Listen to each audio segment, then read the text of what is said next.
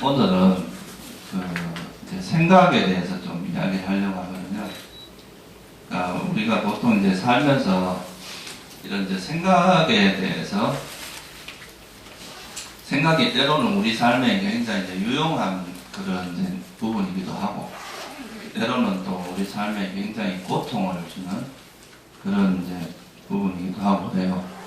그래서 이 이제 생각이라고 하는 것은 어떻게 보면 우리 삶에서 또 없어서는 안 될 요소이기도 하고, 그것 때문에 또 굉장히 큰 문제들이 일어나기도 하고, 어떤 그런 양면성을 가지고 있는데, 그러니까 이제 이런 생각이라는 것을 아마 이제 우리가 어떻게 바라봐야 되고, 또 생각의 구조라고 할까요? 이제 생각이라는 것에 대해서 알아보려고 하는데, 보통은 보면 이제 수행을 가리키는 곳에서 또 이걸 이제 불교를 약간 잘못 이해하면 이 생각 자체를 이제 버리라는 쪽으로 이렇게 가리키는 곳이 좀 있습니다. 생각을 버려라, 생각을 일으키지 마라.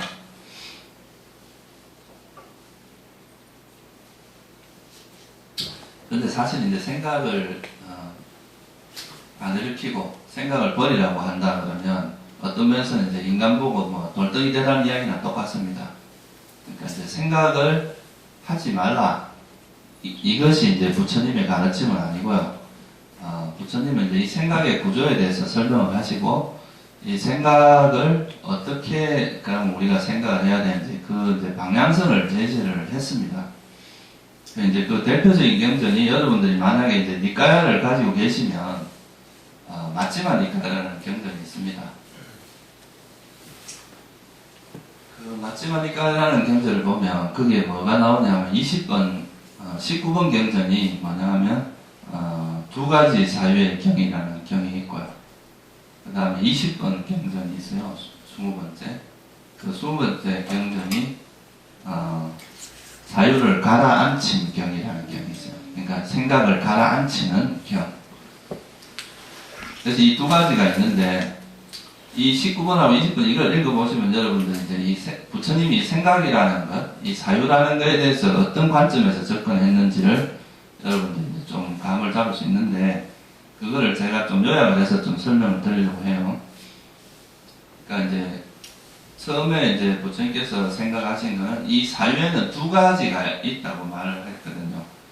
그러니까 오늘 이제 제가 말씀을 드리려고 하는 것은 무조건 사유를 버리는 것이, 생각을 안 하는 것이 이제 부처님이 말씀하신 그런 건 아니다는 거죠. 그죠? 한마디로 결론적으로 이야기를 하면. 생각을 안 한다는 것은 결국은 잘못하면 이제 지혜가 없어집니다. 우리가 생각을 통해서 지혜가 성장하고 개발되는 것도 많이 있는데, 무조건 생각을 멈추라고 하는 것은 굉장히 위험한 생각입니다. 위험한 말이에요. 그래서 이제 그게 아니라 부처님은 이제 이 두 가지 생각의 두 가지 형태를 말씀을 하신 거죠. 좀 이제 쉽게 말씀을 드리면 삿된 생각이 이제 바르지 않은 삿된 생각이 있고 바른 생각이 있다는 거죠. 그러니까 우리 삶에 이익이 되지 않는 생각이 있는가 하면, 또 어떤 것은 우리 삶에 이익이 되는 생각이 있다 이거죠. 그래서 그걸 이제 삿된 생각과 바른 생각 이렇게 구분을 했는데, 이 삿된 생각은 또 다른 말로 하면 이제 여러분들이 아마 니까야를 경전을 이제 니까야라고 하는 거는 이제 팔리어로 된 그 경전 중에서 이 니까야라는 말을 이제 모아놨다 이런 말입니다. 바구니라는 뜻이 있어요. 그래서 어떤 특정한 그 주제를 가지고 특정한 어떤 이제 형태로 이렇게 모아져 있는 거. 예를 들자면 제가 아까 말씀드린 맞지마 니까야라고 하는 거는 경전의 길이가 한 중간 정도 되는 것들을 모아놓은 그런 것이에요. 그러니까 경전에서 여러 경전이 있는데 그 중에 경전의 길이가 한 페이지 수로 치면 한 10페이지 정도? 그 정도 되는 경전의 길이를, 그 정도 되는 길이가 되는 걸 모아놨어요. 그 마지막이니까 152개의 경전이 모여져 있는 경전입니다. 이런 걸 이제 니까야라는 표현을 써요. 경전을 모아놓은 이제 그 모임, 바구니, 뭐 이런 뜻이죠. 이게 이제 우리나라에 이제 그 중국으로 가서는 이걸 뭐라고 이야기하냐면 부라는 표현을 썼죠. 그러니까 아함부, 그러니까 뭐 어떤 그래서 이거는 이제 중국으로 가서 한역으로 결집된 그런 경전은 아함이라 그럽니다. 아함부 경전. 그리고 이제 우리 지금 남방 쪽으로 넘어가서 팔려도 기록되어 있는 그 경전을 니까야라고 이야기를 해요. 근데 이 두 가지 내용을 이제 이렇게 놓고 비교를 해보면 거의 내용이 비슷합니다. 편집이 다른 거지 그 안에 남아있는 내용은 거의 비슷하다고 해요. 각자들이 연구를 해보면. 그래서 이제 그 두 가지가 그래도 가장 이제 부처님의 가르침에 가깝고 또 부처님의 가르침의 직설이라고 이야기를 하는 거고. 그래서 여기 니까야라는 걸 보시면 여러분들이 이제 어떤 용어가 많이 나오냐면 빠빤짜라는 용어가 많이 나옵니다. 빠빤짜라고. 이 빠빤짜라는 용어는 팔려로 무슨 뜻이냐면 이제 이 빠빤 할 때 이 빤이라는 게 뻥 튀긴다 이런 뜻이 있잖아요. 원어를 보면. 그래서 이제 생각이 이렇게 마치 뻥튀기가 되듯이 하나 작은 생각에서부터 점점 이렇게 커져나가서 마치 눈덩이처럼 이렇게 굴러가서 커지는 이런 거를 이제 비유를 해서 그런 생각들을 빠빵자라고 이야기를 합니다. 그래서 이거를 이제 중국에서 뭐라고 번역을 했느냐 하면 분별망상 또는 분별의식 이렇게 표현을 했어요. 뭔가 그러니까 헛된 생각이나 이 말이죠. 망상이란 말이. 이 생각 자체가 별 쓸모없이 굴러가는 생각. 이런 거를 우리가 이제 빠빤자라고 이야기를 합니다. 망상. 어떻게 보면 이제 생각은 두 가지로 분류를 할 수 있어요. 이런 빠빤자라고 하는 망상. 이걸 또 다른 말로는 이제 뭐라고 번역을 했냐면 번뇌망상이라고 번역을 했죠. 왜냐하면 이 망상이라면 조금 이따 제가 설명을 드리겠지만 이 망상의 본질은 번뇌로부터 일어나는 거거든요. 그래서 이제 번뇌망상이라는 표현을 썼고 또 하나는 뭐냐면 이제 여러분들이 팔정도에 보면 뭐가 나오냐 하면 정견, 그 다음에 정사유라는 게 나옵니다. 정사유. 이 정사유가 뭐냐 바른 생각이라는 거죠. 바른 생각. 그래서 이제 우리가 첫째 이제 바른 견해를 가져야 되고 그 견해에 따라서 생각을 바르게 해야 된다. 이 말이 이제 바른 사유라고 그러죠. 사유라는 게 결국 생각입니다. 그래서 이제 두 가지를 이제 말씀을 하신 거죠. 망상과 이제 바른 사유. 그래서 우리가 한마디로 말해서 부처님은 이 망상은 버리라고 했어요. 이 망상은 아무런 도움이 되지 않는다. 비유를 하자 뭐라고 비유를 했느냐 하면 여러분들 그거 보셨어요? 녹난 거 보셨어요? 녹. 쇠가 오래되면 녹이 나잖아요. 벌겋게죠. 근데 그 녹이라는 게 어디서 납니까? 그 쇠 자체에서 나잖아요. 밖에서 오는 게 아니라 쇠가 이제 산화된 거잖아요. 그러니까 이 쇠라는 게 있는데 이 쇠에서 이렇게 이렇게 산화되고 이래가지고 쇠에서 난 그 녹이 쇠를 어때요? 자꾸 갉아먹죠, 그죠?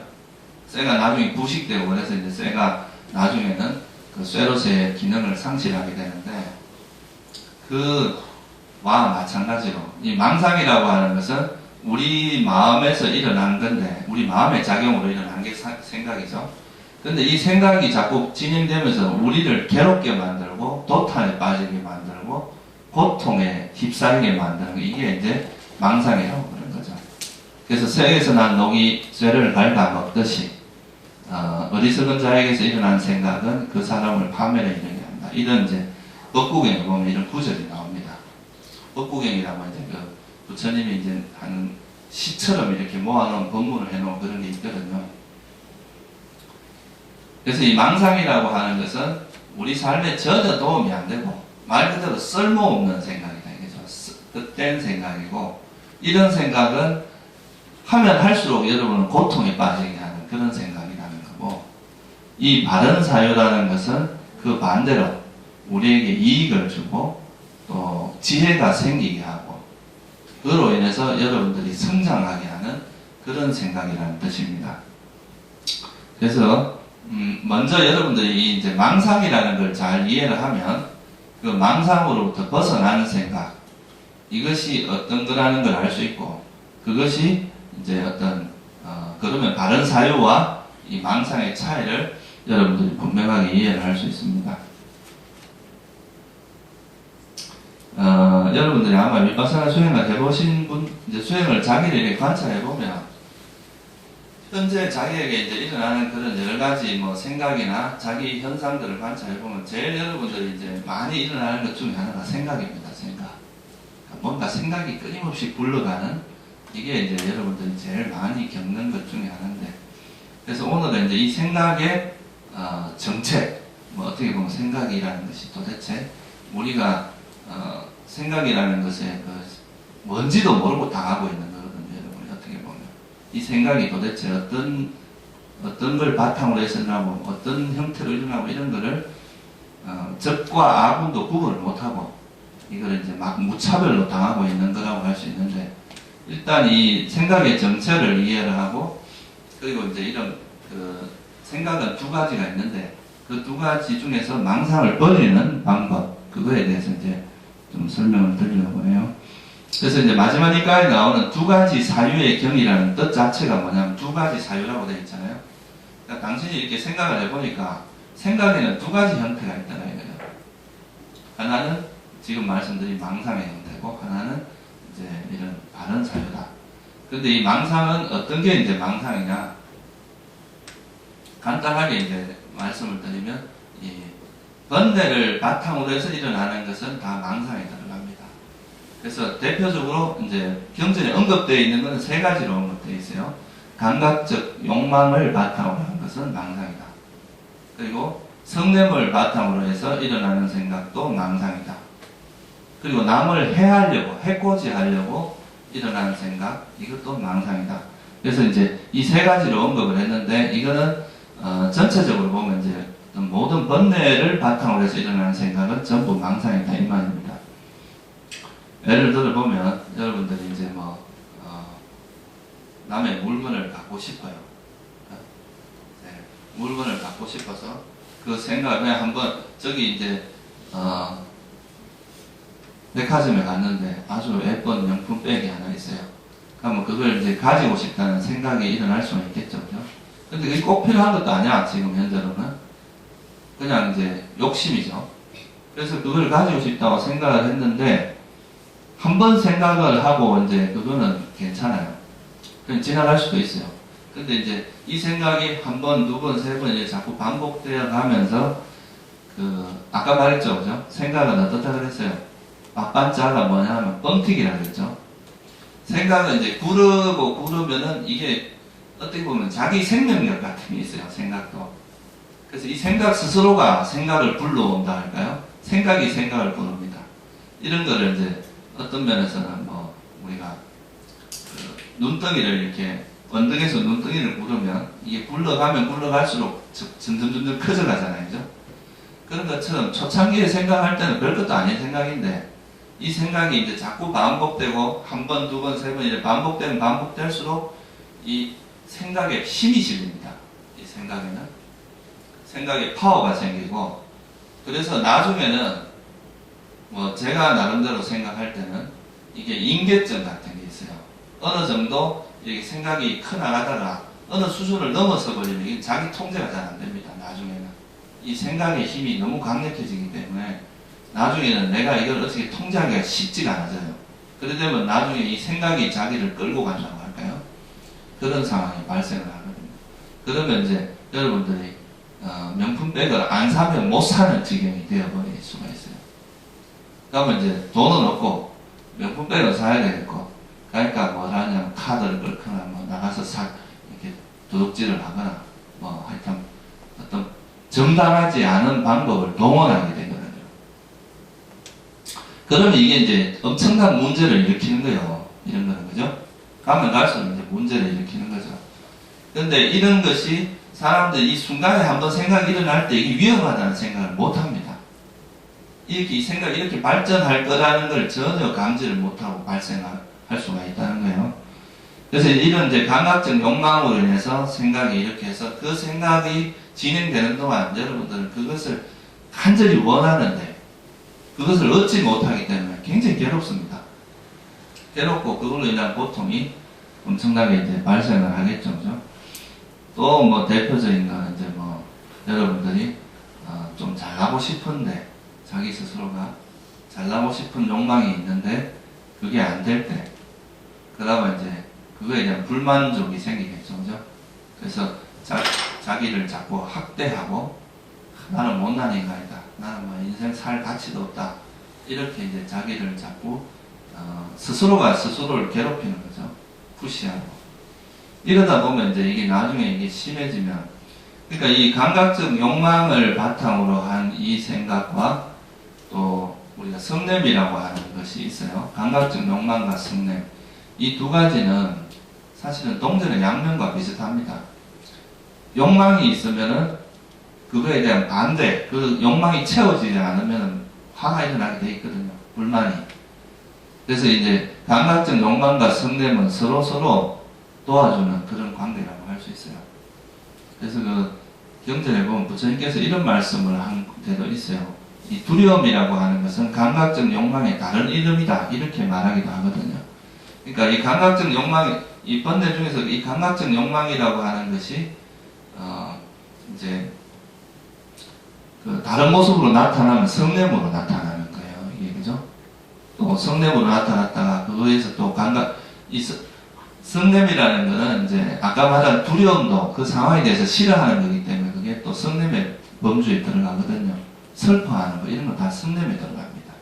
비탄, 탄식, 절망, 스트레스, 이런 거는 불교적으로 봤을 때는 현재 그 상황을 싫어하는 마음의 범주에 들어가고 불만족이기 때문에 다 성냄의 범주에 들어갑니다.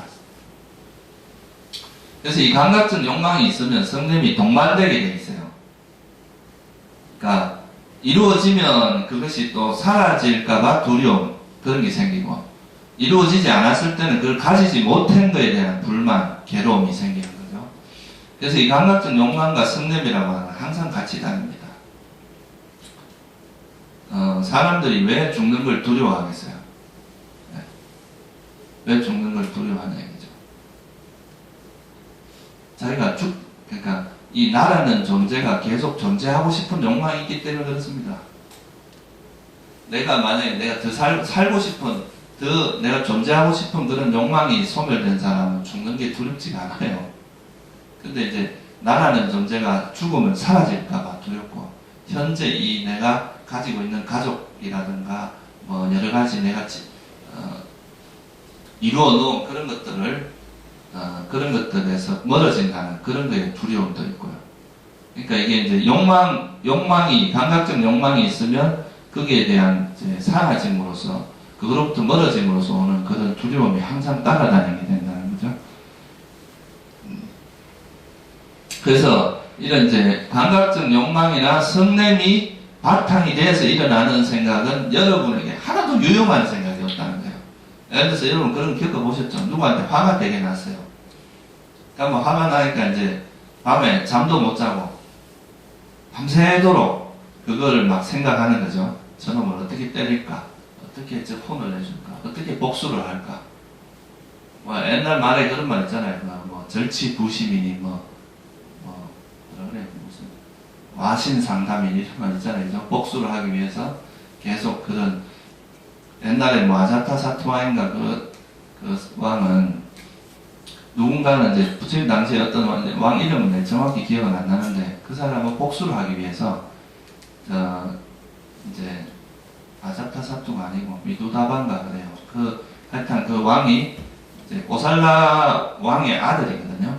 이 사람이 자기가 이제 복수를 하기 위해서 자기 신하한테 맨날 뭐라고 했느냐 하면, 맨날 아침에 자기한테 어떤 복수심을 일으키게 하는 말을 하라 그런 거예요. 혹시나 그 마음이 이제 사그라들까봐. 그러니까 이런 이제 복수, 이제 화가 났을 때는 그 화를 푸는 방법으로 사람들은 그거를 뭔가 그 사람의 복수를 하고 해소를 했을 때 자기가 화가 풀린다고 생각을 하고, 그렇게 이제 원한을 갖고 그걸 가지고 하루 또는 이틀 또는 몇십 년을 그걸 가지고 고민을, 이제 그 생각을 끌고 가는 경우도 있단 말이에요. 근데 그게 이제 이루어내는 결과를 보면 일단 자기가 엄청나게 괴롭습니다. 그 복수, 그런 화를 가지고 살아간다는 거는. 그 다음에 그 화가 복수를 했을 때 그 복수는 또 복수를 낳아요. 결국은 그 사람은 그 자기 자식을 죽였다고 막 괴로워하다 결국은 이 사람이 복수를 해가 남을 죽인다는 것, 또 그 사람도 또 누군가의 자식을 죽인 거거든요. 그러니까 그런 방식으로 이렇게 복수를 한다는 것이 이제 문제 해결이 안 된다는 거죠. 그래서 이런 이제 분노가 있으면 또 남을 해코지하고 남에게 해를 끼치려고 하는 마음들이 발생을 한다 이거예요. 그래서 이 어떤 감각적 욕망을 바탕으로 해서 일어나는 이 생각하고 이 성냄을 바탕으로 해서 일어나는 이런 생각들은 끊임없이 우리를 괴롭게 하고 이 생각이 계속 진행은 되는데 이것이 여러분들에게 전혀 생산적이지도 않고 뭐 여러분 삶의 향상을 이끌어낸다거나 그런 게 전혀 아니라는 거예요.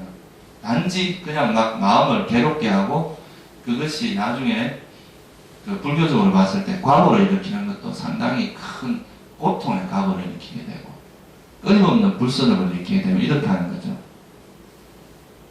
그런데 이제 사람들이 문제는 이런 생각들이 정말 우리를 고통으로 이끈다고 생각지를 않는다는 게 문제예요. 이런 생각들의 위험성을 모르고 한다는 것이 엄청 큰 문제라는 거죠. 저는 사실 요즘 이제 보면 그 언론이나 이런 거 이제 인터넷 같은 거나 이런 걸 보면 오히려 막 우리나라 자살률이 OECD 중에서 3배인가 그렇다 그러더라고요. 2등하고 3배 차이가 그러는데 자살률 1위입니다. 1위. 전 세계 OECD 국가 중에 하루에 제가 알기로는 지금 옛날 자료에 의하면 42명인가 하루에 맨날 자살을 한대요. 근데 그 자살하는 거 이런 것도 어떻게 보면 이런 이제 생각들이 계속 반복되면서 일어나는 것들이거든요. 현실에 대한 뭔가 불만이 있고 그 불만 쪽이라는 그 생각이 자꾸 반복되면 반복될수록 이게 굉장히 위험하다는 생각을 안 하기 때문에 자기가 그걸 몰라요. 알고 하는 게 아니고. 그러니까 이 생각이 이제 반복되다 보면 이제 그 분노가 자꾸 쌓여서 나중에 그 분노가 이제 밖으로 표출될 때도 있지만 자기 자신한테 그런 이제 이게 막 어쩌지 못한 이런 쪽으로 가다 보면 이제 우울증도 심해지고 그게 나중에 이제 자살까지 이어지는 이런 문제로 발생할 수 있거든요. 그러니까 이 생각이라고 하는 것이 사실은 우리가 이제 가려서 하지 않으면 이 생각이라는 것이 굉장히 위험할 수도 있다는 거예요. 어떻게 보면 자기 목숨을 앗아가기도 하고 그게 자기 목숨 앗아가는 걸로 끝나면 그래도 조금 그나마 좀 다행입니다. 그게 좋은 일은 아니지만 근데 이게 심하면 다른 사람 목숨까지도 앗아갑니다. 뭐 이유 없이 테러를 한다거나 이유 없이 사람을 죽인다거나 또 정치가들은 뭐 자기 마음에 안 드는 이런 그 탐욕, 그러니까 국가 이익을 위해서 다른 사람을 죽인다거나 이런 일들이 막 발생하는 거란 말이에요. 그죠? 그래서 이런 이제 생각들이라는 것이 잘 쓰여졌을 때는 여러분들에게 굉장히 유익하고 삶의 질을 향상시키는 게 될 수도 있지만 이런 것이 이제 잘못 쓰여졌을 때는 여러분 인생을 도탄에 빠지고 완전 파멸에 이르게 하고 다음 생에는 이런 어떤 악취에 떨어질 수 있는 그런 위험성이 있다는 거예요. 그런 위험성을 알아야 됩니다. 우리가 부처님이 생각을 버리라고 한 건 바로 이 생각입니다. 이런 생각. 그러니까 욕망을 바탕으로 한 생각. 이거를 이제 팔리어로는 이제 까마 위타카라고 이야기를 해요. 까마 위타카. 까마라는 게 감각적 욕망인데 이 감각적 욕망으로 인해서 일어나는 생각이다 이 말이거든요. 그러니까 감각적 욕망을 바탕으로 해서 일어나는 생각. 또 성냄을 통해서 성냄을 바탕으로 일어나는 생각. 이거는 일어나는 그 순간에 버려야 됩니다. 이런 생각은 성장하게 하면 안 된다 이 말이에요. 그것이 성장하면 성장할수록 여러분은 이제 그걸로 인한 고통에서 큰 고통을 겪게 된단 말이죠. 그래서 이제 대표적으로는 감각적 욕망, 또 성냄, 그리고 남을 해치려고, 남에게 해를 끼치려고 하는 이런 생각들, 이런 것들은 그 생각 자체가 정말 이건 독약보다도 더 위험합니다. 왜냐하면 독약은 그냥 여러분들이 먹으면 이생에 죽는 걸로 끝나지만 이런 생각들로 인해서 이루어지는 예를 들면 요즘 성폭행 같은 것도 많이 일어나잖아요. 그죠? 우리나라 사회가 내가 보기엔 되게 거칠어진 것 같아요. 요즘. 너무 이런 이제 분노의 에너지가 너무 많고, 이거를 또 순화시켜주는 작용을 하는 그런 데는 너무 없어요. 원래 이게 이제 종교계가 이런 역할을 많이 해줘야 되는데, 요즘은 종교계도 뭐 같이 막 감각적 욕망과 성냄과 이런 그 생각들로 달려버리니까, 이거를 이제 순화시켜주고, 이렇게 좀 이 정지하게 해주는 그런 기능이 상당히 약해지니까, 이게 너무 막 거칠어가지고, 인터넷에 나는 기사들을 보면 뭐 진짜 너무 이게 요즘 험악해졌다, 세상이. 불과 10년 전보다 훨씬 험악해진 것 같아요. 근데 이런 성폭행이나 이런 것도 사실은 자기한테 있는 그런 감각적 욕망을 제어를 못해서 일어나는 것들이잖아요. 이런 게 이제 자꾸 반복되고, 맨날 인터넷에서 그런 안 좋은 동영상 이런 걸 계속 반복해서, 그게 위험성도 모르고 계속 보다 보면 이 나중에 현실과 그런 이상 세계를 구분도 못하고, 그게 이제 아무 감각 없이 그냥 현실에서 그런 짓을 하고 그렇게 할 수도 있거든요. 그러니까 이런 것들이 얼마나 위험하고 참 그렇다는 걸 여러분이 이해하는 것이 되게 중요합니다. 그래서 이런 생각들은 감각적 욕망이나 성냄, 남을 해치려고 하는 생각은 일어나는 그 즉시 알고 버려야 됩니다. 이것이 진행되도록 하면 안 돼요. 이게 이제 비파사나 수행에서 내가 지난 시간에 이야기할 때 생각 없이 알아차려라 하는 말이 있는데, 여러분들이 수행을 하다 이런 이제 망상이 벌어지기 시작하면 이게 망상인 줄 알고 망상임을 아는 순간에 버려야 됩니다. 그쪽으로 마음이 가도록 하면 안 된다 이 말이에요. 그것이 망상인 줄 모르고 내버려 두다 보면 이건 문제를 일으킨다 이 말이에요. 그래서 이 망상이 일어날 때 망상이라는 것을 아는 것은 굉장히 중요한 부분이다 이 말이죠. 근데 좀 안 된 이야기지만 여러분들이 하는 대부분의 생각이 망상이 거의 주류입니다. 왜냐하면 이제 이 감각적 욕망과 성냄이 대체로 우리가 사는 세상에서는 주류를 이루고 있기 때문에 초기 수행을 할 때는 대체로 살펴보면 대부분의 생각이 이제 감각적 욕망이나 성냄을 바탕으로 해서 일어나는 생각들이 많아요. 그래서 이제 우선에 생각을 좀 멈춰라라고 이야기를 하는 거죠. 이제 그걸 아직까지 구분할 수 있는 지혜가 좀 약하고, 그러니까 이제 일단은 좀 멈춰봐라 이거죠, 생각을. 그래서 이게 망상이 일어날 때 뭔가 생각이 많이 움직인다 하면 이걸 멈추고, 현재 내가 알아차림하는 내 몸이나 이런 그 현재로 돌아와서 그 생각을 멈추는 게 중요합니다. 일단은 잘 안 될 때는 여러분들이 그냥 머릿속에 한번 원래 이런 걸 하는 건 아닌데, 이건 망상이다 이렇게 한번 생각을 하고 다시 돌아와도 상관없어요. 그것이 망상이라는 걸 알아야 됩니다. 일단. 그래서 이제 이 망상이 반복되다 보면 이 생각이라는 것은 계속 반복되면 이게 뭘 만들어내냐면 여러분들 마음의 경향성, 습성, 성향 이런 걸 만들어냅니다. 그러니까 평소에 감각적 욕망을 많이 일으킨 사람은 다음에도 감각적 욕망을 일으킬 가능성이 굉장히 높습니다. 평소에 화를 많이 내는 사람이 어떤 상황에 부딪히면 화를 낼 가능성이 훨씬 높단 말이에요. 그래서 이런 게 이제 여러분들 마음의 경향성이나 이런 그 습성 이렇게 되면은 그건 그만큼 버리기가 어렵다는 거죠. 그런데 이제 특히 우리가 이제 오욕락이라고 하는 뭐 재물, 음식, 식욕, 뭐 수면욕, 명예 그리고 뭐 이성에 대한 욕구 이런 것들은 그 불교적으로 보면 이제 세세생생 그거를 해왔던 좀 습성이란 말이에요. 그래서 이거는 사실 되게 고질적이고 쉽지 않은 번뇌입니다. 근데 이것이 완전히 뿌리 뽑는 것은 쉽지는 않지만 이거에 이제 좀 거친 형태, 여러분 삶을 굉장히 괴롭게 만든 정도는 버릴 수가 있습니다. 이 수행을 통해서 그렇게 어렵지 않게 버릴 수가 있어요. 그래서 먼저 이런 이제 우리 마음에서 이런 경향성, 이걸 이제 요즘 말로 하면 뭐냐 하면 여러분들 뇌가 회로화된다고 말할 수 있어요. 그러니까 이렇게 화를 내는 그 메커니즘이 아예 회로로 만들어지는 거죠. 그죠? 그래서 뭐 어떤 자극만 들어오면 자동으로 이게 회로가 딱 작용을 해서 바로 반응을 하게 하는, 그러니까 인풋이 딱 들어오면 아웃풋이 바로 바로 작용하게 하는 이런 메커니즘이 머릿속에 만들어진다 이거예요. 우리 뇌 속에 회로화된다 이 말이거든요. 근데 이제 여기서 이런 경향성이 만들어지고 나서 이렇게 이제 우리가 보통 살아왔는데, 그러면 이거를 이제 극복하는 방법이 뭐냐?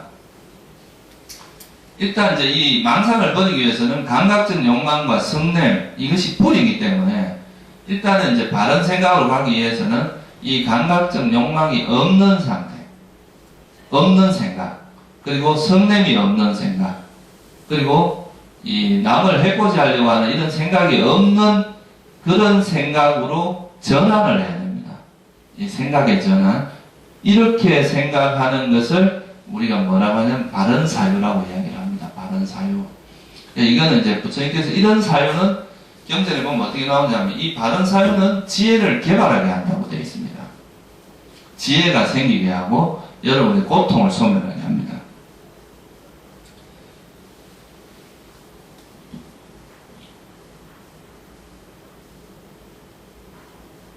그러니까 이렇게 경전에 나와 있는 이야기를 제가 간단히 한번 읽어드릴게요.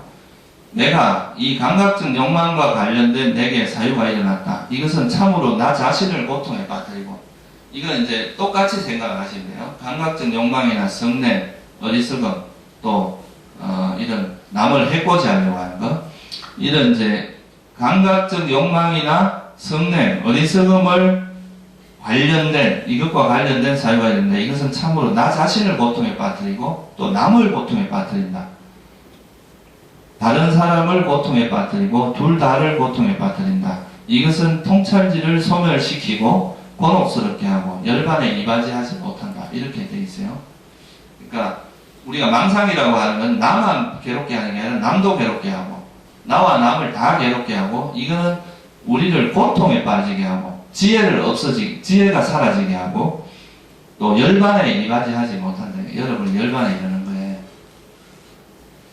그런데 그 반대로 이것이 이렇게 반조를 합니다. 이 망상이라는 것이 통찰지를 소멸시키고 곤혹스럽게 하고 여러분들을 열반에 이르지 못하게 하는 이런 것이 바로 망상은 이런 우리를 통찰지 소멸하게 하고 고통에 빠지게 하고 열반에 이르게 하지 못한다. 이렇게 반조를 하게 되면 이 망상을 버릴 수가 있겠죠. 그죠? 그래서 이렇게 해서 일어나는 생각을 우리는 개발해야 된다. 그죠? 이게 이제 바로 정사유를 개발하는 겁니다. 그래서 우리가 이제 팔정도에서 보면 이제 정견은 뭐냐 하면은, 그러니까 이런 감각적 욕망이나 성냄이나 이런 게 이것이 우리 삶에 유익하지 않다, 해롭다, 마치 우리 마음의 그 독약과 같고 암과 같은 그런 것이다 라고 아는 것, 이게 일종의 정견입니다. 이런 건 지혜다. 이렇게 바르게 보는 것. 그리고 오히려 이런 감각적 욕망이 없고 성냄이 없고, 다시 말하면 알아차림과 지혜, 자비, 이런 걸 바탕으로 해서 일어나는 생각은 유익하다 이거죠. 이렇게 알게 되면은 이 망상을 버리고 이런 바른 생각을 할 수 있는 그게 된다. 이게 바른 사유입니다. 그래서 정견과 바른 사유는 서로가 분리될 수 있는 게 아니에요. 정견이 있기 때문에 정사유가 가능한 거고, 또 바른 사유를 하게 되면 이 지혜가 개발이 됩니다. 그게 바로 정견이거든요. 그래서 어떻게 보면 이 바른 견해와 바른 사유, 이 두 가지를 여러분 삶 속에서 바로 적용시키고 그것이 여러분 삶에서 정착되고 확립되도록 하는 게 바로 윗바사나 수행입니다. 그게 이제 우리가 윗바사나 수행을 하는 이유입니다. 그래서 망상이라는 것이 위험한 것도 알고 이 망상을 버리고 바른 생각을 개발할 수 있도록 하는 것, 이게 이제 어떻게 보면 이제 바른 수행이다. 그러면 어떻게 이 망상을 버리느냐 이거죠. 망상을 버리는 이것이 위험하다는 건 이것이 이제 우리에게 해롭다는 걸 알겠는데, 그럼 이 해로운 번뇌를 버리는 방법이 뭐냐? 망상을 어떻게 버리느냐? 이 이제 감각적 욕망이 없는 생각, 이거를 우리가 이제 여러분 감각적 욕망 꽉 쥐고 있는 생각인데 이것을 놓고 먹는 거는 출리라고 표현을 합니다. 그러니까 이 집착으로부터 멀어져서 이제 멀어진다는 뜻이죠. 그래서 이 욕망을 놓은 생각, 그리고 성냄을 일으키지 않고 자애로운 생각. 그러니까 성내지 않는 것. 그러니까 욕망이 없고 성냄이 없는 이 생각은 뭐하고 관계 있느냐 하면 알아차림하고 관계 있습니다. 여러분들이 알아차림을 유지하면 이 감각적 욕망과 성냄이 작용할 수가 없습니다. 이것이 없는 상태가 알아차림의 상태이기 때문에 이 알아차림 있으면 지혜가 생기죠. 남을 해코지하지 않는다. 이건 자비심을 이야기합니다. 남을 자꾸 해코지 하려고 하는 생각, 이거는 잔인한 거죠. 그죠? 남이 고통받든 말든 내가 원하는 대로 하려면 이게 잔인한 마음이란 말이에요. 이게 아니라 자비가 있는 것이면 하다못해 이런 아주 작은 미물이라도 죽이지 않는다 이 말이에요. 우리가 모기라고 막 죽이지만 난방에 가면 스님들은 모기를 절대 잡지 않습니다. 모기 잠자리채 같은 걸로 모기를 잡아서 밖으로 내보내지 죽이진 않아요. 계속 있으면 이게 이제 몸에 문제를 일으키니까 잡아서 밖으로 보내버리고 집 밖으로 이렇게 퇴출을 시키는 거죠. 그걸 죽이진 않는다 이 말이에요. 이런 게 이제 자비로운 생각이거든요. 그러니까 해치지 않는, 살아있는 생명체를 해치지 않는, 그리고 남에게 남의 마음을 다치지 않게 하는 이런 것도 자비로운 생각이잖아요. 이런 쪽으로 이제 마음이 움직이게 해야지 자기 화난다고 남에게 상처를 같이 주려고 하고 이런 거는 이제 안 된다 이거죠. 그리고 자기 욕구를 위해서 남이 고통받든 말든 내가 원하는 거 얻으면 된다 이거거든. 이게 요즘 성폭행 이런 게 다 그런 겁니다. 자기 욕구를 채우기 위해서 그 한 인간의 삶을 완전히 파괴하잖아요. 평생 동안 그 상처를 안고 살아야 되고 그 가족이 받는 상처 그런 거 어떻게 말로 다 표현하겠어요.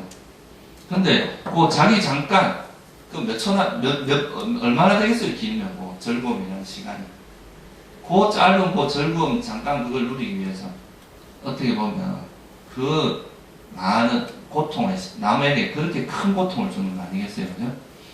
그러니까 이런 게 이제 그런 망상의 위험성이란 말이에요. 그래서 이제 이런 것이 없는 생각이 바른 생각입니다. 그래서 여러분들이 팔정도를 이제 공부를 한번 해보시면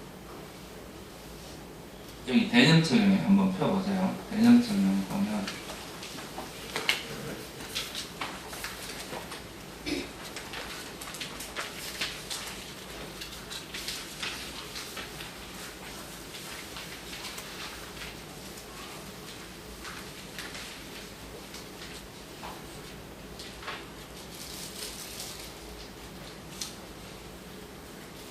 옷닦음의 성스러운 진리라고 나오는데 거기 보면 바른 사유가 276페이지 보시면 그 바른 사유가 뭐냐 그러면 지금까지 276페이지 한번 보세요.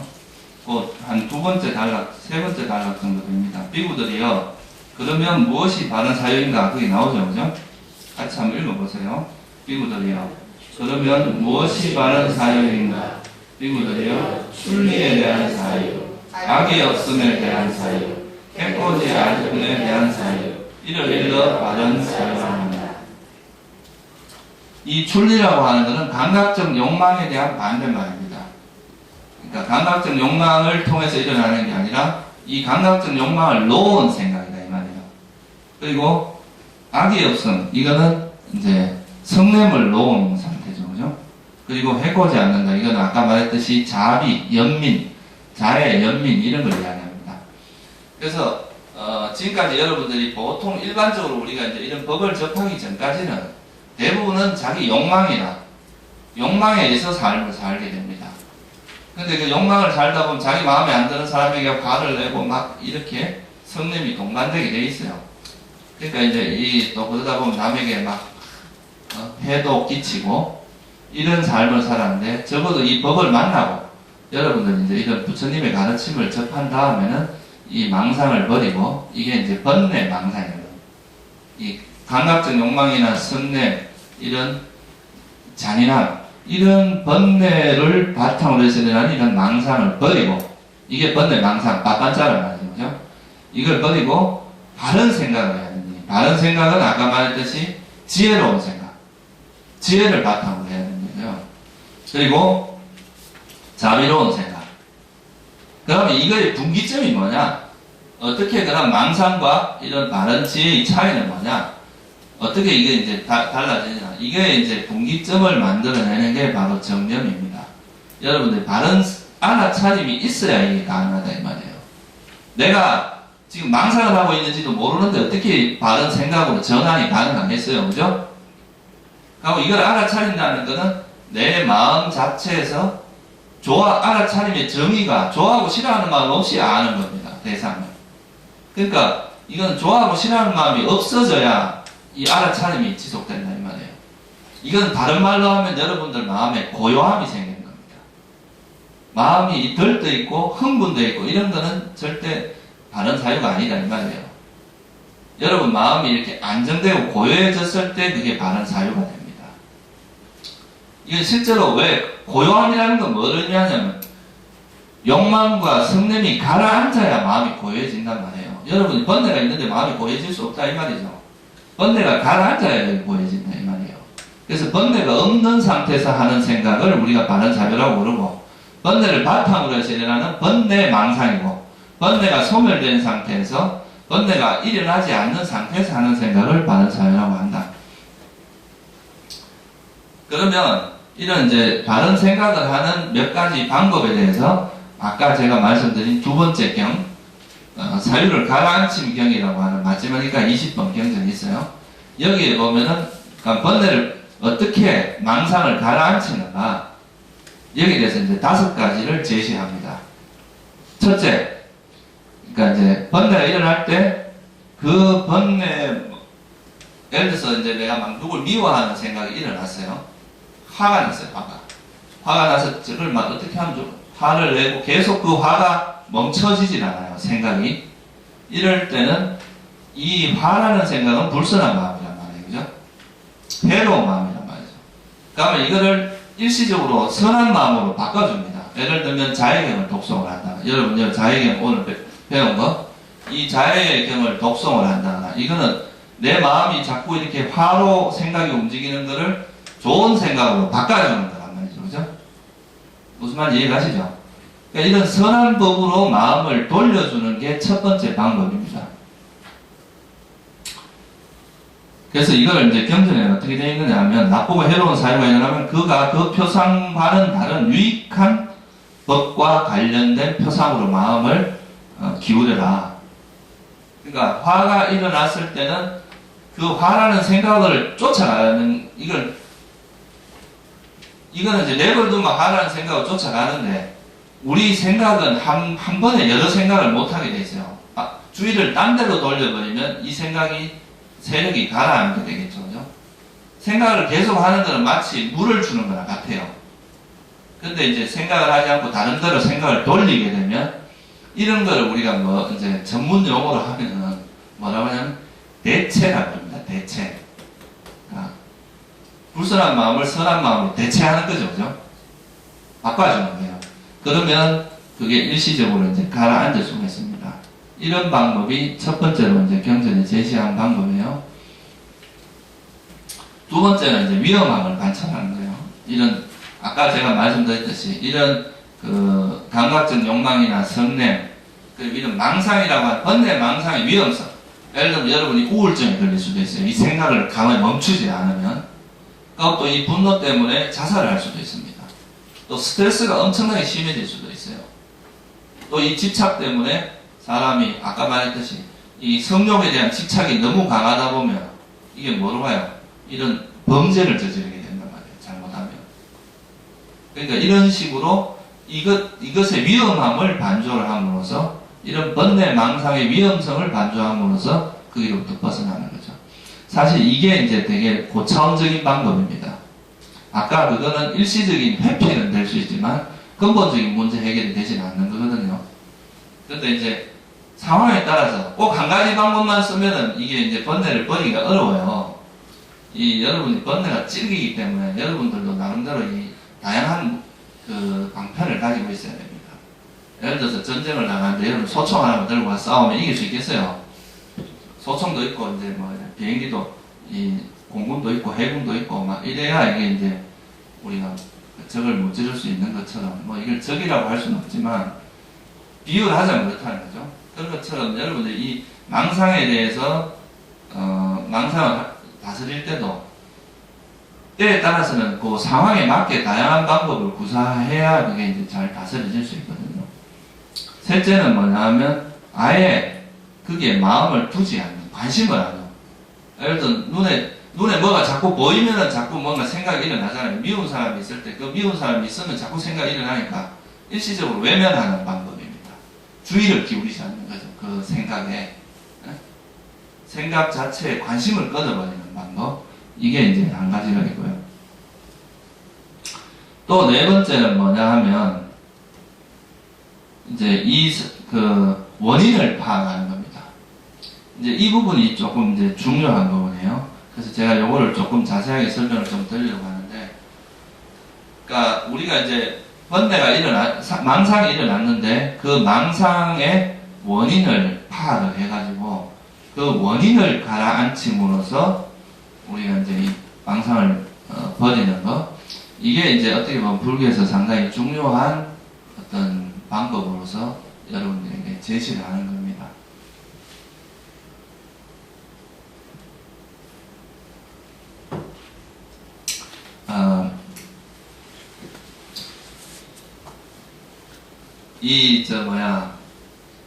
저는 이제 이 불교 수행에서 이제 우리가 내려놓는 거, 선어록에서도 방하창해라. 그런 말 많이 하거든요. 방이라는 건 뭐냐 하면 놓을 방자예요. 하는 뭐 아래 하자고. 그러니까 아래로 놔라. 이제 이렇게 들고 있는 걸 놔라. 이 말이고. 착자는 그냥 그런 걸 뭐라 그러면, 한자에서 이런 운율을 맞추기 위해서 뒤에다 갖다 붙이는 그런 의미에 불과합니다. 뜻이 있는 건 아니죠. 그래서 이게 이제 방하창에라 집착을 놔라 뭐 이런 뜻인데, 그러니까 이걸 놓는데 그냥 놓고 싶은 마음이야. 다 꿀떡 같이 이러면 다 놓고 싶죠. 안 놓고 싶은 사람은 없을 거예요. 고통을 놓고 싶죠. 다. 근데 이 놓는 거에 그 이제 포인트가 제가 생각하는 거는 이건 이해를 바탕으로 합니다. 이 말이에요. 이 반야가 없이 놓을 수는 없다는 거죠. 지혜가 없이. 그래서 이제 제가 이번에 쓰는 책 제목이 이해하고 내려놓기입니다. 그러니까 이해를 동반해서 이게 버려져야지 진정으로 버려지는 거지. 그냥 억지로 놓는 거, 이런 거는 한계가 있다는 거고, 그건 또 표면적인 거에 그치게 됩니다. 근데 이런 이해가 동반돼. 이해라는 말은 다른 말로 하면 불교에서 말하는 반야입니다. 반야. 지혜. 우리가 이 지혜를 통해서 놓는 것이 이제 진정으로 놓는 건데, 부처님께서 보면 경전에 이런 말이 자주 나옵니다. 우리가 발자국 중에서는, 동물 발자국 중에서는 주로 어느 발자국이 제일 크겠어요? 지금 알려진 걸로 치면 코끼리가 제일 클 거 아니에요, 그죠? 더 큰지 모르겠어요. 있는지 모르겠는데, 그 코끼리가 만약 제일 크다고 하면, 부처님께서 이 코끼리 발자국이 이제 제일 크다, 동물 중에서는. 그렇지, 그와 마찬가지로, 이 유익한 법이라고 하는 모든 법 중에서 가장 어떠미, 그러니까 코끼리의 발자국이 가장 어떠미듯이 발자국 중에 모든 이런 유익한 법 중에 어떠미 지혜라고 했거든요. 이 지혜가 모든 선한 법의 어떠미다. 이 지혜를 통해서 그러니까 이제 우리가 번뇌도 버릴 수 있는 거고. 그래서 팔정도에서도 제일 첫 번째가 정견입니다. 정견. 정견은 지혜를 의미하거든요. 이 지혜를 바탕으로 해서 모든 수행이, 지혜가 있어야 선정에도 들 수 있습니다. 여러분들이. 선정에도 들 수 있고 바른 노력도 가능하고. 그래서 이 정견을 바탕으로 해서 이제 이런 모든 불교가 이런 이제 번뇌를 소멸하는 게 그 핵심이 지혜라는 말이죠. 그래서 이런 이해가 나타나야 되는데, 우리가 사실 현상적으로 드러나는 거, 이거는 사실은 빙산의 일각입니다.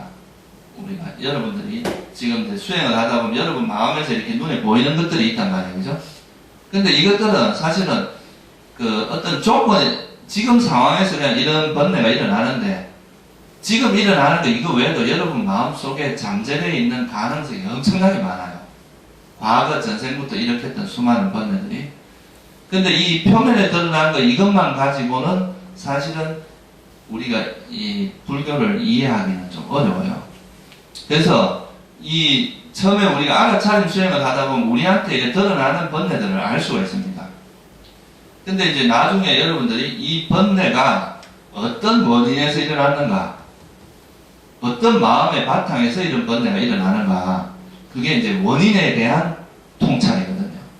조건, 원인. 이게 이제 소위 말하는 연기적인 관찰입니다. 현재 일어나는 이 번뇌가 도대체 원인이 뭔가, 이걸 추구해 들어갑니다. 부처님이 하신 것도 똑같아요. 우리가 현상적으로 드러나는 건 생노사란 말이죠. 그럼 이 생노사가 어떤 원인에서 일어났는가, 이거를 찾기 시작하는 거죠. 그죠? 뭘로 찾았어요? 생이 일어나는 거는 존재, 그러니까 업이 있기 때문에. 업은 왜 일어나냐? 치착. 그 다음 가래, 느낌, 촉수, 이렇게 무명, 행, 식, 명생, 육처, 촉수의 치유, 생노사, 이 과정, 이게 이제 거꾸로 생노사가 일어나는 그 과정을 쭉 찾아보니까 무명, 그러니까 어리석음으로부터 또는 가래, 이거로부터 비롯되더라고요. 그거를 발견함으로써 고통에서 벗어난 거거든요. 부처님도. 그렇잖아요. 그죠?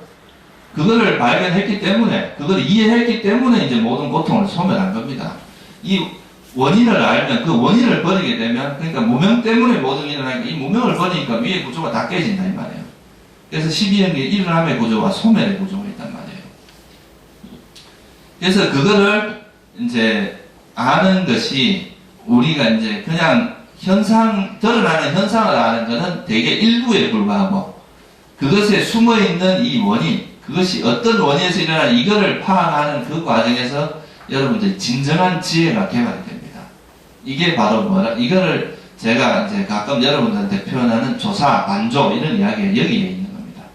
이게 이제 그 칠각지 중에 법을 조사한다, 택법각지라고 보통 이야기하는데 원래 원어가 단마 위자야 합니다. 법에 대한 조사, 그러니까 영어로는 이걸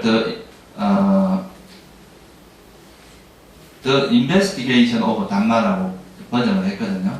그러니까 법에 대한 조사라 이말 조사, 반조. 쉽게 말하면 이건 뭐냐 하면 여러분들이 막 이 알아차림을 통해서 여러 정보들이 들어왔어요. 그럼 이런 정보를 이건 어떤 원인이고, 이건 이거와 이건 어떤 관련성이 있고, 이런 거를 여러분 나름대로 이제 이거에 대해서 종합적으로 판단하고 조사하고 분별하는 이 과정에서 이게 총체적인 지혜가 생긴다, 이 말이에요. 이 과정이 굉장히 중요합니다. 이게 이제 안 되면 사실 이 수행이 정체돼버립니다. 표면적인 거에 흘러가기 때문에.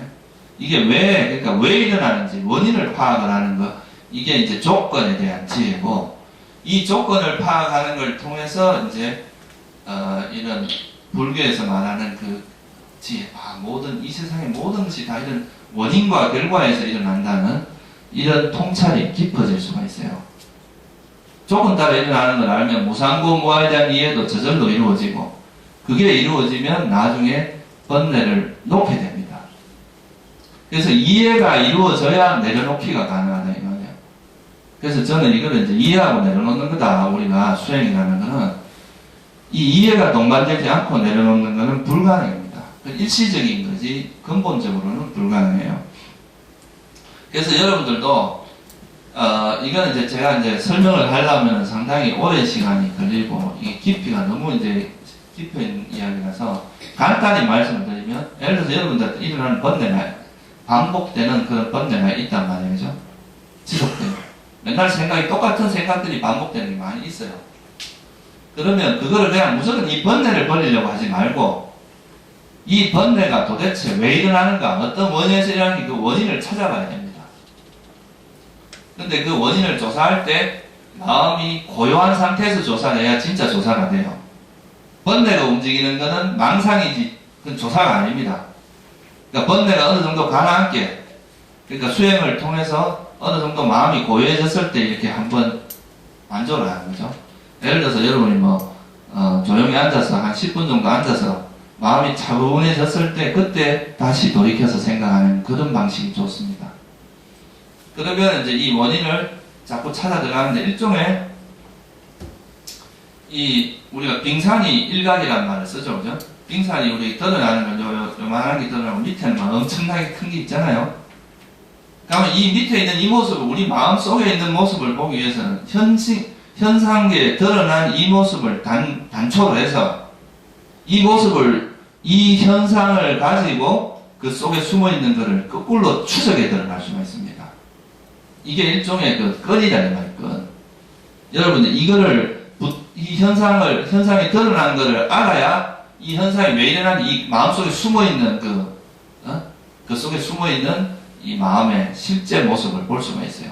지금 이제 현상을 보는 건 약간의 표면적인 걸 보는 거고, 그 밑에 이 마음이 발생하게 된 그 원인, 그거를 이제 찾기 시작하면 이제 그때부터는 여러분 진짜 지혜가 예리해지고, 이 불교에 대한 이제 깊은 통찰이 그때부터 이루어질 수 있습니다.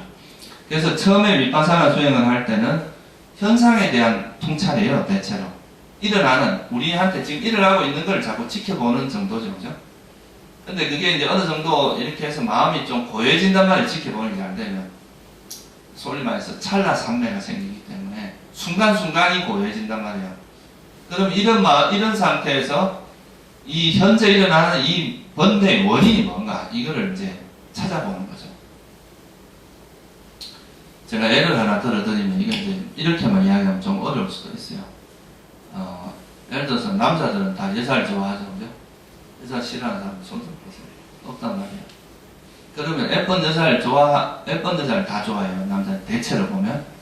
그러면 그게 좋아하는 거는 현상, 우리한테 감각적 욕망이 일어나는 건데, 이 감각적 욕망이 일어나는 그 원인이 뭔가를 보면 사실 그 속에는 두 가지가 숨어 있습니다. 첫째는 이 아름다운 여인은 나에게 행복을 준다고 생각을 해요. 기본적으로. 그 만남으로서 내 삶이 행복해진다고 생각을 하거든요. 그죠? 여인을 행복으로 본단 말이에요. 그리고 또 거기에 나라는 게 숨어 있습니다. 내가 행복해진다.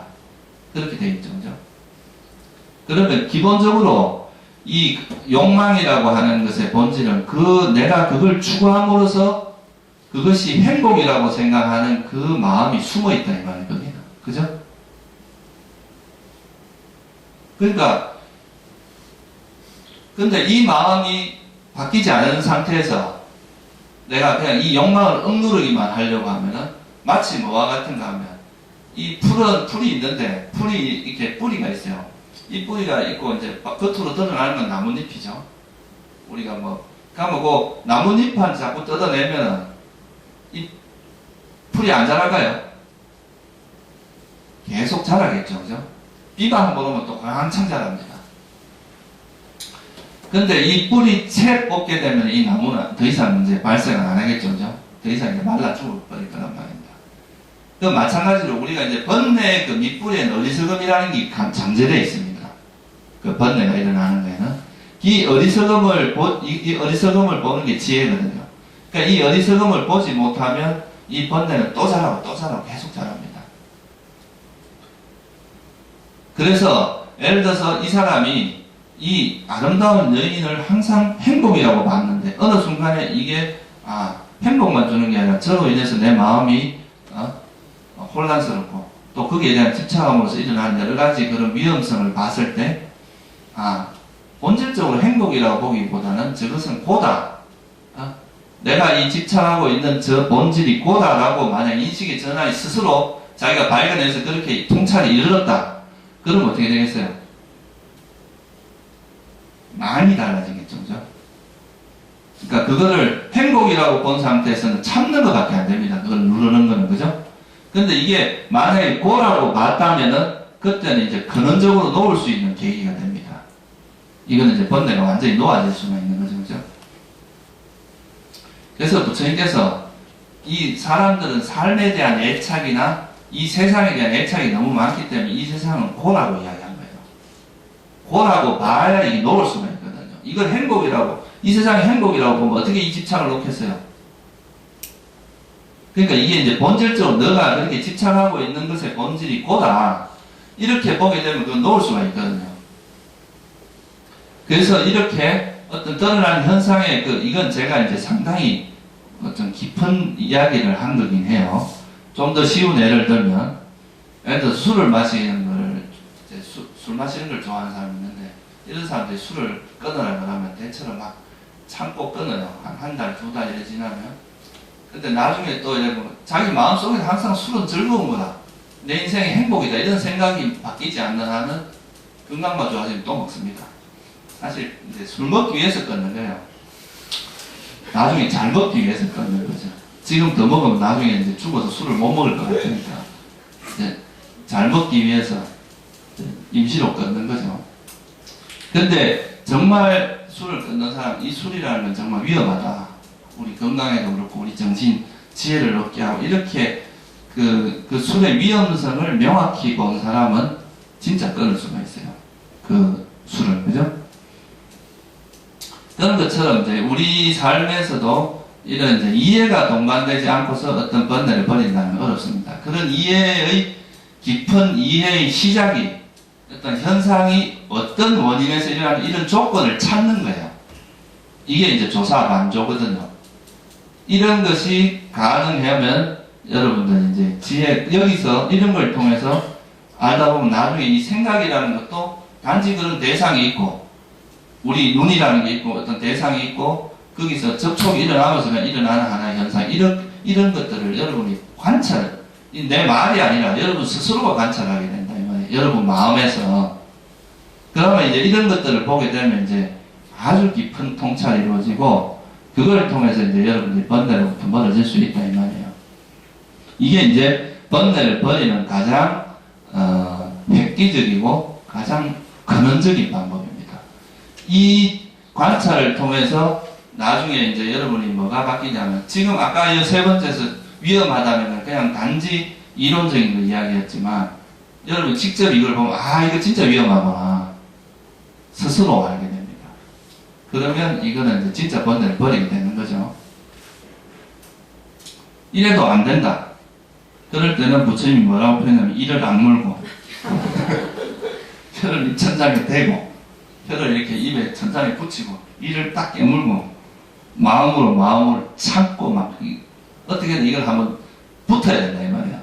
어떻게든 이걸 한번 순간적으로라도 그렇게 계속 이렇게 하면 여러분 병납니다. 이렇게 하는 건 아니고 그러니까 이제 여러 가지 방법을 쓰는데도 잘 안 될 때는 강압적으로라도 한번 그 번뇌를 누를 필요가 있다 이 말이에요. 이게 이제 부처님께서 말씀하신 5가지 방법이에요. 그러니까 이것 중에서 여러분들이 적절하게 상황에 맞게 그걸 활용을 해서 쓰면 나중에 이제 결론적으로 부처님께서 뭐라고 하셨냐면 이런 사유의 행동, 그러니까 여러분들이 지금까지는 이 생각이라는 거에 그 어떤 뭐랄까 원리, 생각이 정책, 이 생각이라는 놈이 어떻게 작용을 하고 어떻게 움직이는지를 몰랐기 때문에 거기서 계속 당한 거라고도 할 수 있습니다. 근데 이걸 알면 이제 이 사유의 행로에 대해서 자유자재하게 알게 되면 부처님께서 이렇게 말씀을 하셨어요. 비구들이여 이를 일러 사로, 그러니까 이렇게 5가지를 잘 활용해서 생각을 잘 버리는 것을 사유의 행로에 대해서 자유자재한 비구라고 하나니 그가 원하는 사유는 사유할 것이고 쉽게 말하면 지 하고 싶은 생각을 할 수 있고 그가 원하지 않는 사유는 하지 않을 것이다. 원하지 않는 건 안 할 수 있다 이 말이에요. 이 생각을 내가 원하는 방향으로 가고 원하지 않는 방향은 버릴 수 있는 이런 힘이 생긴다 이 말이죠. 그렇게 되려면 여러분이 뭐냐 이 생각에 망상을 근본적으로 일으키는 가래를 버려야 됩니다.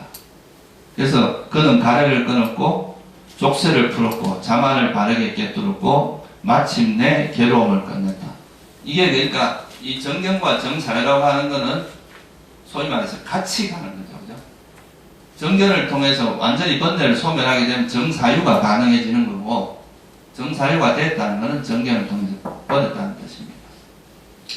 그러니까 여러분들이 이 생각의 구조, 생각이라는 것의 어떤 그 의미를 다시 한번 생각하는 계기가 되었으면 좋겠어요. 이 생각이라는 것이 사실 여러분들이 참 이해하기가 쉽지 않은 부분입니다. 이런 거는 우리가 세속 학문에서 별로 배우지 못하는 부분들이라서 이 생각에 대해서 좌지우지 되는 게 되게 많단 말이에요. 그죠?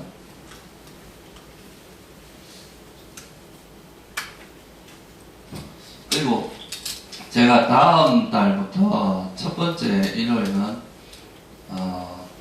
제가 주제를 정하지 않고 여러분들이 주제를 정하는 쪽으로 넘겨볼까 생각을 해요.